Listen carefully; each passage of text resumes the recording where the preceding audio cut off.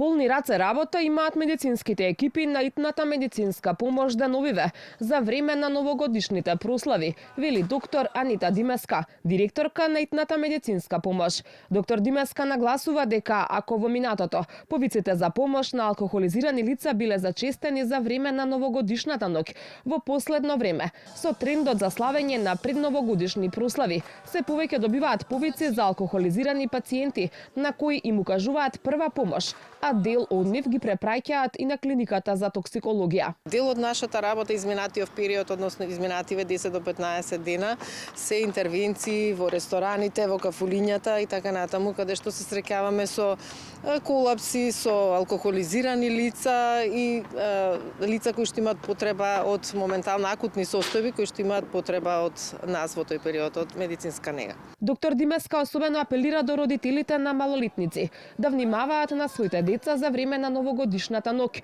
а и да вршат контрола на забавите, со цел да бидат сигурни дека нема да се пие алкохол. Од минатогодишното искуство, помош се укажувала и на деца од 12 годишна возраст. Години назад имаме и по 12-13 годишни деца кои што се однесени нели како и на детската клиника, така и на клиниката за токсикологија. Малолетниците често се случува да посегнат по алкохол, значи тука се голема и одговорност и на родителите. Знаеме сега дека навистина има една, да речам, неконтрола на консумирањето на алкохол и кај малолетните лица. И во самите домови се зима прекомерно алкохол.